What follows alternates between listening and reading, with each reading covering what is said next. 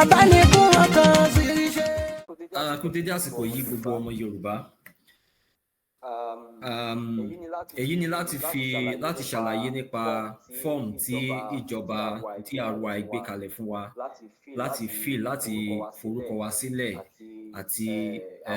àwọn nǹkan míì tó bá tún ní ṣe. Ẹ máa rí fọ́ọ̀mù yẹn ní ìsàlẹ̀ nísìn tí mo máa fi wọ̀n.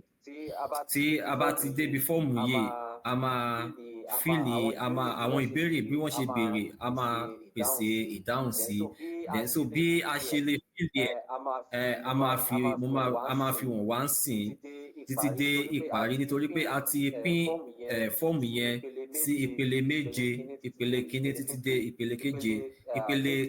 keje yẹn step 7, ibẹ̀ ni a ti máa ní àǹfààní láti submit lẹ́yìn ìgbà tí a bá ti pèsè àwọn nǹkan tí wọ́n béèrè fún. Lákọ̀ọ́kọ́ kí n tó lọ sí ibi fọ́ọ̀mù yẹn, mo fẹ́ pe àkíyèsí wa sí orúkọ ti ayélujára ti Democratic Republic of the Yorùbá, nítorí pé ó ṣeé ṣe kí a rí èèyàn kó máa ju líǹkì oríṣiríṣi ránṣẹ́. Ẹ jọ̀wọ́, mo wá kí a ṣe àkíyèsí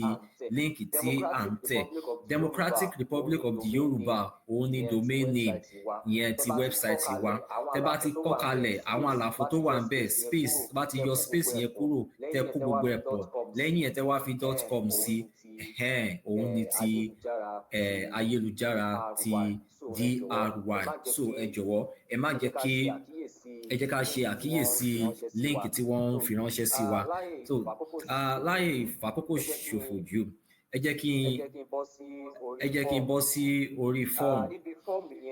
Níbi fọ́ọ̀mù yẹn, lákọ̀ọ́kọ́ náà kí n tó tẹ̀síwájú, mo wá kí ká ṣe àkíyèsí àmì tó dàbí àmì ìràwọ̀, èyí tí olóyìnbó máa ń pè ní asterisk sign. Ibi tí àwọn asterisk sign yẹn wà, ó pọn dandan fún wa, ó compulsory fún wa láti fílẹ̀, láti dáhùn àwọn ìbéèrè tí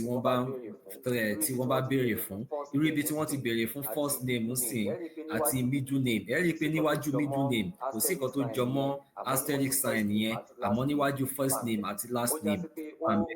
ó já sí pé ó compulsory fún wa láti fi kankan síbẹ̀. Kò dẹ̀ ṣe pé ká kàn déédéé fi kankan síbẹ̀, ẹ ká fi bó ṣe jẹ́ òótọ́, ká sọ orúkọ wa gangan àti nǹkan bó ṣe jẹ́ gangan òun ni kí a pèsè síbẹ̀. Ìdí èyí ni pé ó ṣe pàtàkì, nítorí pé tí a bá dáhùn àwọn ìbéèrè yẹn tó compulsory, a ò ní àǹfààní láti tẹ̀síwájú nígbà tá a bá tẹ next button ní báyìí. So kí ó bá lè yé wa dáadáa, màá gbìyànjú láti fíìlì fọ́ọ̀mù yẹn. So òun eléyìí, alákọ̀ọ́kọ́ a béèrè fún salutation. So èmi mo máa mú Mr. Orúkọ mi ń jẹ́ John, and then middle name mi òun ni Dada, middle name mi Dada, last name mi ń jẹ́ Adétutù, Adépétàn àbí anyone. So email address, ẹ jọ̀wọ́, email address yẹn ó ṣe pàtàkì, nítorí pé email yẹn ni ìjọba DRY máa fi bá wa sọ̀rọ̀ ní ìgbà tí fún nǹkan tó bá ní nǹkan kan ṣe, tó bá fẹ́ kàn sí wa directly, òun ni wọ́n máa fi bá wa sọ̀rọ̀. Àti ní pàápàá jùlọ, tí a bá ti parí fọ́ọ̀mù yìí, tá a bá ti submit ẹ̀ tán, a máa rí láti lè gba àrídájú, ìyẹn tí a máa pè ní confirmation message, pé fọ́ọ̀mù tẹ́ fi ránṣẹ́ pé ó ti wọlé sí ọwọ́ ìjọba DRY. Email tẹ́ bá pèsè sí báyìí, òun lè máa fi rí notification yẹn gbà. Tí notification yẹn máa wọnú inbox yín ní bóyá Gmail lẹ́ ń lò àti email. Tí ò bá wá sí ní inbox yín, ẹ lè lọ sí ibi tí spam folder àbí tó máa ń pè ní junk file, ibi tó bá wà ẹ máa rí bẹ́ẹ̀. So kí n bá lè fi hàn wá bí a máa ṣe rìn láti ìpele kíní dé ìpele keje, ẹ jẹ́ kí n tẹ̀síwájú láti fíìlì fọ́ọ̀mù yẹn.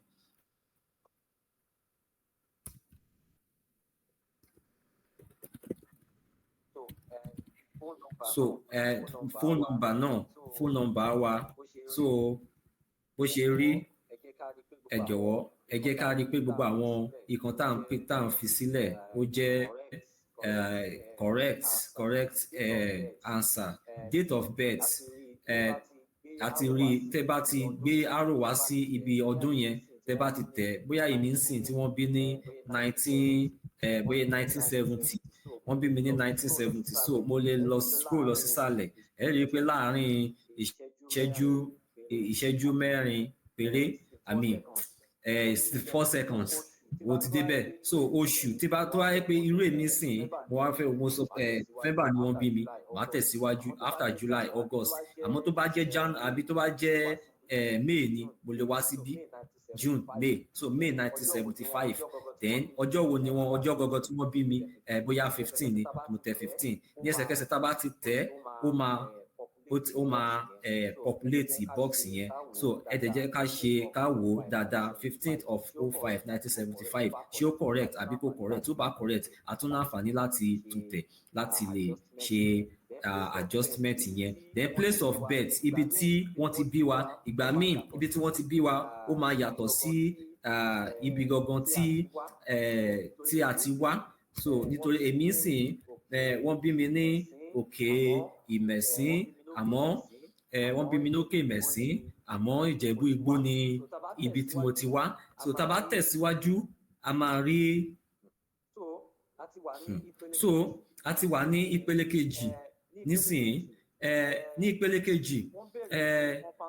wọ́n béèrè fún compound name ìyẹn agboolé tẹ́ bá rí àpẹẹrẹ tó wà ní wọ́n ní agboolé Adépìtàn Onífújì ti ìlú Olúyọ̀lé gẹ́gẹ́ bí a ti mọ̀ pé nílẹ̀ Yorùbá gbogbo wa la ní agboolé ẹlòmíà ní agboolé ẹ̀ ní àwọn tí wọ́n kọ́kọ́ máa ń jẹ iṣu kó tó di wípé gbogbo ìlú jẹ iṣu so gbogbo àwọn kan báyẹn àmọ́ tí a ò bá mọ̀ a lè sọ pé agboolé Adétutù bóyá àmọ́ nǹkan tó special ní agboolé títí wa agboolé Adétutù ní your hometown ní ìlú Ìjẹ̀bú Igbó títèmi ní Ìjẹ̀bú Igbó ibi tẹ̀yin bá ti wá ẹ fi síbẹ̀ state of origin Ìjẹ̀bú Igbó ní Ondo state so modern maiden name orúkọ tí màmá wa ń jẹ́ kó tó di pé wọ́n tiẹ̀ pàdé bàbá wa tó bí wa so ká ní orúkọ tí ìyá mi jẹ́ ńgbà yẹn ni Adémọ́lá Bọ́látitó so ìyẹn bẹ́ẹ̀ so next of kin bóyá ọmọ wa ni àbí àbúrò àbí ọ̀rẹ́ ẹlòmíì a máa fi ọ̀rẹ́ ṣe next of kin yẹn next of kin ti tèmi òun ni John Johnson ni orúkọ next of kin ti tèmi so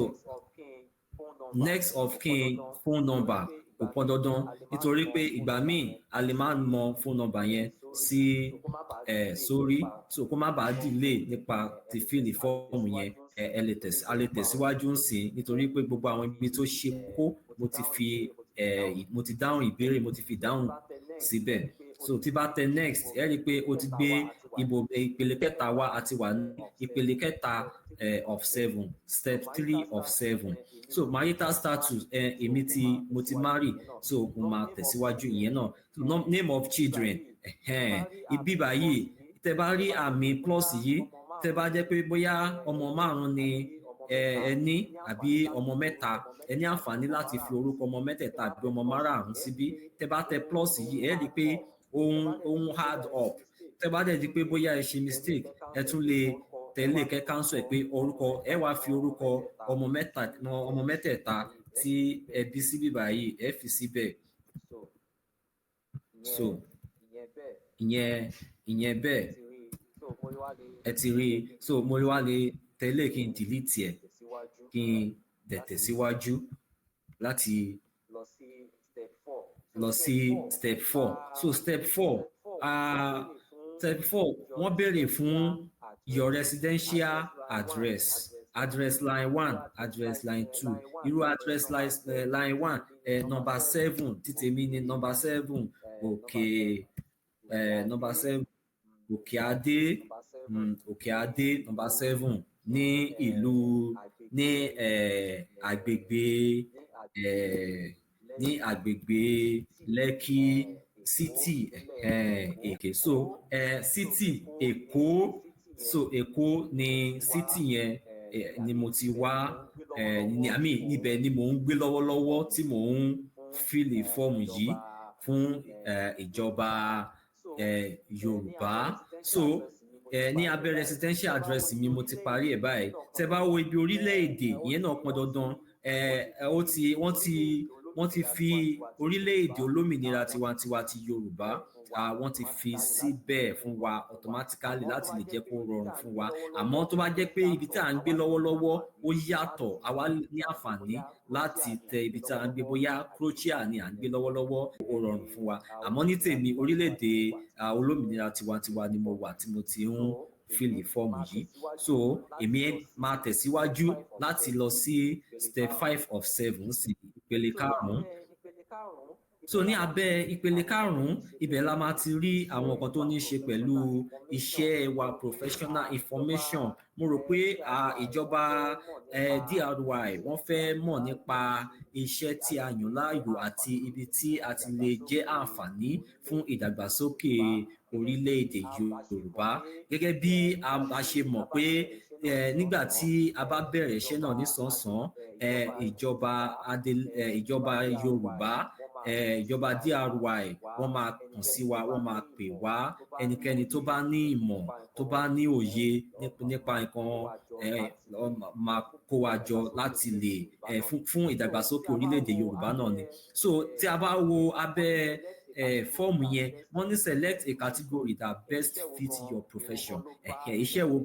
èwo gan ló bá iṣẹ́ tí ẹ̀ ń ṣe mu, ìyẹn category wo gan ló wà, ṣé engineering ni àbí health medical sector ni ẹ ti ṣiṣẹ́, ṣé education ni àbí creative media ICT àbí artisans. Ẹ jẹ́ ká tiẹ̀ kọ́kọ́ wo artisans yẹn náà kí tó lọ sí engineering. So artisans ń sìn òun eléyìí nǹkan tẹ́ ẹ máa rí ni pé tá bá ti ń èyí tá bá ti mú a máa rí pé ó ń béèrè ó tún pop up àwọn feed míì tún jáde ní abẹ́ ìdí ni pé ó yàtọ̀ síra nǹkan tó wà ní abẹ́ engineering ó yàtọ̀ tó wà ní abẹ́ artisans. So tá bá ti mú a máa rí nǹkan tó tún wà níbẹ̀. Mo ti mú artisans nísìn èyí tó jẹ́ pé bí iṣẹ́ ọwọ́. So wọ́n ní select artisans subcategory that best fit your profession. So ní abẹ́ artisans yóò iṣẹ́ tó jọmọ́ iṣẹ́ ọwọ́ o mo wá fẹ́ mú kan iṣẹ́ èmi o aluminium work installation of glass òun ni mo mọ̀, àbí technician àbí vulcanizer àbí POP work. Tó bá tẹ̀ wá jẹ́ pé ní gbogbo eléyìí tí wọ́n kọ sí bíbá yìí kò jọmọ́ ti tèmi, kò jọmọ́ nǹkan tí mo mọ̀, a ní àǹfààní láti tẹ others. Ìyẹn ó máa tún gbé fíìdì míì jáde ní ìsàlẹ̀ tí a ti lè fi sí bóyá èmi ń sìn iṣẹ́ gbẹ́gi iṣẹ́ gbẹ́gi ni èmi yàn láàyò. So iṣẹ́ gbẹ́gi òun ni èmi yàn láàyò, mo máa ní àǹfààní láti tẹ̀síwájú next. Tó bá dẹ̀ jẹ́ wípé engineering ni fíìdì ti tèmi mo tún lè tẹ engineering. Ní abẹ́ engineering yẹn a máa rí pé fọ́ọ̀mù tó tún gbé wá sísàlẹ̀ ó tún yàtọ̀, ó ti wà tailored fún engineering. Ṣé civil engineering ni àbí mechanical àbí renewable energy àbí computer engineer ni ó wà. A tún ní àǹfààní láti tẹ̀. Ẹ jẹ́ ká gbé yẹ̀wò kí ló wà ní abẹ́ civil engineering. A tún rí pé nǹkan tó gbé wá bá a ṣe ń tẹ̀ ló ń gbé nǹkan wá. Select a subcategory that match your specific specialization. Ṣé ní abẹ́ civil engineer o ṣé structural engineer ni títí yín àbí project àbí ṣé mechanic lẹ́tí ẹ̀ mú bíbá yìí. Ní abẹ́ mechanic ṣé aerodynamics ni àbí fluid mechanic. Tá bá tẹ̀ wá wò pé ní abẹ́ ní subcategory yẹn o eléyìí tó wà ń bẹ̀ automotive kọ́ ni tèmi, gbogbo eléyìí kọ́ ni ti tèmi, a tún ní àǹfààní láti tẹ others ká tó tẹ̀síwájú. So èmi á tẹ others nísìn máa tẹ bicycle ní tèmi o bicycle repairer ni èmi ń ṣe bicycle engineering. Mo kàn fi yẹn ṣe àpẹẹrẹ ni nítorí pé gbogbo nǹkan tó wà níbí kò jọmọ́ ti tèmi ó yàtọ̀. So which one applies to you? Ṣé founder ni mí ni àbí employee? Ṣé contract staff ni àbí graduate trainee? nílé iṣẹ́ bicycle engineering tí èmi ti ń ṣiṣẹ́ o mo fẹ́ rò pé founder ni èmi so tí n bá mú founder ó máa gbé àwọn nǹkan míì wá tó ní ṣe pẹ̀lú ilé iṣẹ́ mi so tell us your company name ilé iṣẹ́ tí a ti ń ṣiṣẹ́ company's email address then tí company's email address tí kò bá sí bóyá bí professional address a lè lo gmail address wa ká fi replace ẹ̀ then company's address tí company's address náà tí kò bá tó bá jẹ́ the same thing pẹ̀lú residential address bóyá ẹlòmíì bóyá one man team ni ó jẹ́ dára ń ṣiṣẹ́ ní abẹ́ ilé ẹ̀ company's address residential address o lè lo residential address yẹn then number of employees okay so tí a bá ní ìsàlẹ̀ yẹn ẹ rò pé èmi one man team ni mí mo dára mú less than 10 ẹyọkan less than 10 náà ni so would you like to apply for contracts related to your field ẹ mọ̀ pé èmi tí mo ń fìlè fọ́ọ̀mù yìí lọ́wọ́lọ́wọ́ ti mú founder mo ní èmi ni founder bicycle engineering ilé iṣẹ́ mi o tó jẹ́ pé bicycle engineering là ń ṣe o founder ni mí one man team dẹ̀ ni mí àmọ́ tíjọba orílẹ̀-èdè Yorùbá olómìnira ti Yorùbá tó bá bẹ̀rẹ̀ nísànsán mo máa ní àmì ó wù mí láti gbaṣẹ́ ní abẹ́ ìjọba DRY so àwa ní àǹfààní láti tẹ eléyìí mo rò pé eléyìí ó máa prompt ìjọba DRY láti lè contact wa fún iṣẹ́ fún contract tó bá wà ńlẹ̀ ìyẹn bẹ́ẹ̀ àmọ́ tá a bá wá wò ó tí bá jẹ́ pé tí bá wá síbi tó bá jẹ́ employee staff ni mí tí mi ò kì í ṣe CEO ó kàn máa béèrè fún orúkọ iléeṣẹ́ tí mo ti ń ṣiṣẹ́ àti ipò mi iléeṣẹ́ náà àti àdírẹ́sì ibi tí iléeṣẹ́ wà tó bá tẹ̀ wá jẹ́ graduate training ni kò wá ní béèrè nǹkan kan àbí not employed kò ní béèrè nǹkan kan ó wá kàn máa mọ̀ pé òkè o ní area mi o bicycle engineering ni àmọ́ mo wà not employed ní currently ìyẹn náà máa tún fún ìjọba orílẹ̀-èdè Yorùbá ní àǹfààní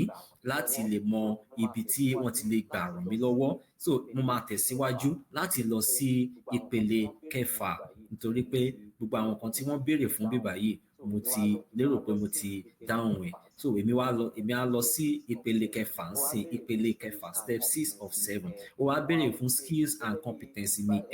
mo wá wò pé gẹ́gẹ́ bí bicycle engineering o mo tún ní àwọn skills míì o mo lè kọ mo mọ bí wọ́n ṣe ń kọ article dáadáa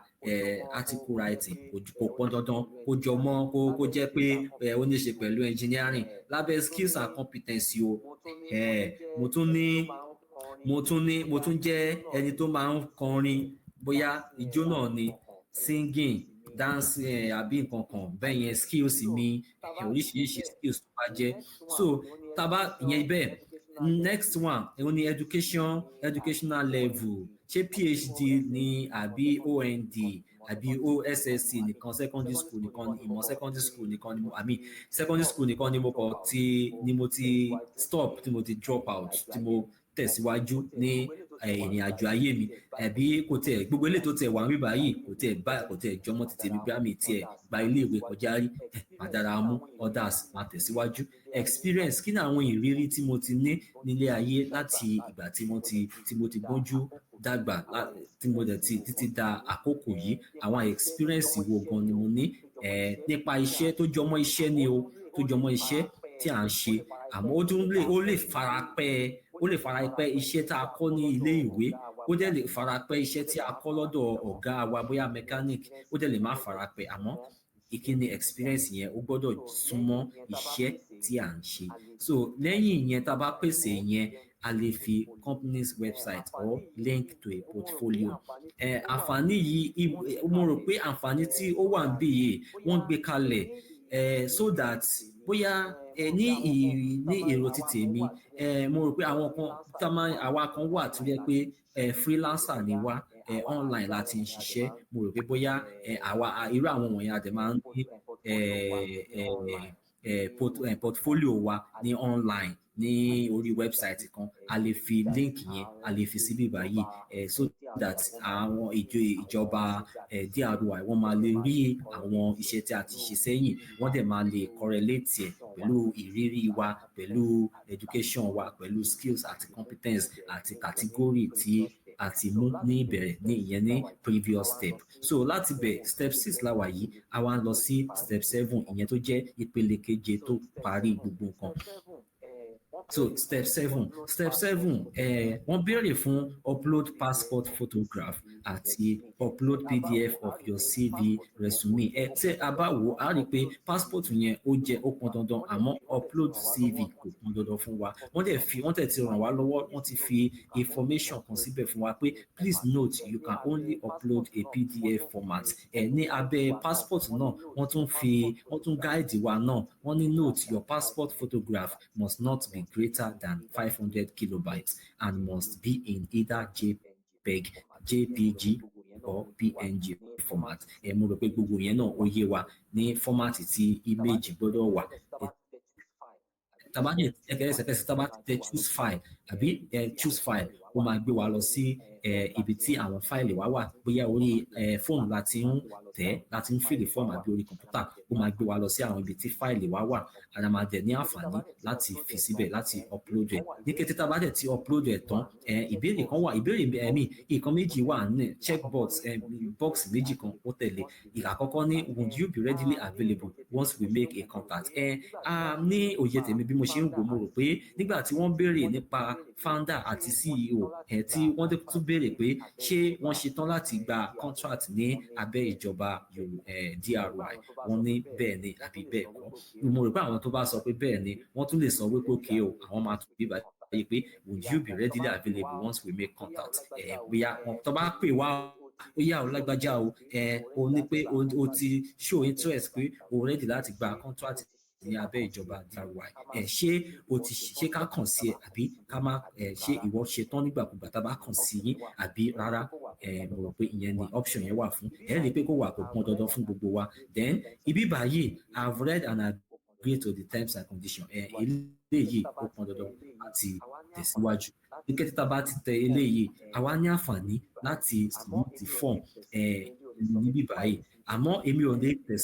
ò lè submit file nísìnyí nítorí pé ẹ jẹ́ kí n continue. Ṣé ti rí kan tí mo ń sọ fún wa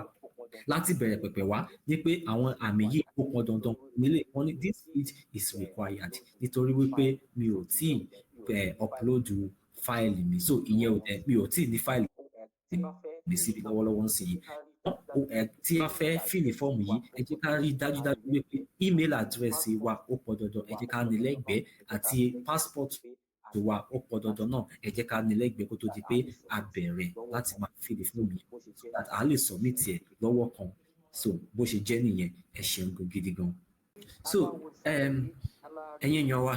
tí a bá wo ìsàlẹ̀ yìí, a máa rí ibi tí wọ́n ti béèrè fún tí second checkbox tó wà níbí lẹ́yìn eléyìí, a rí i pé wọ́n béèrè pé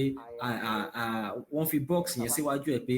I have read and agree. Tá a bá ti tíìkì ẹ̀ ó já sí wípé I have read, àmọ́ tá a bá ti tíìkì ẹ̀ ó já sí pé a ò tíì kà á nìyẹn. So ìkan nípa ó dẹ̀ pọn dandan fún wa láti chẹ́ẹ̀kì bọ́ọ̀sì yìí. Ẹ rí bí mo ṣe chẹ́ẹ̀kì ẹ̀, ó pọn dandan fún wa láti agree ká tó lè submit form. Lára terms and conditions tó wà ní òun ni pé ní tá a bá ń fìlì fọ́ọ̀mù yìí o, gbogbo kan tá a bá fi sílẹ̀ ká rí i dájú wípé òtítọ́ ni. Orúkọ ni, orúkọ bàbá mi ni, oyè ọmọ tí mo bí ni, àdúgbò tí mo ti wá ni. Ẹ jẹ́ ká rí i pé òtítọ́ ni nǹkan tá a fi lélẹ̀. Nítorí pé tí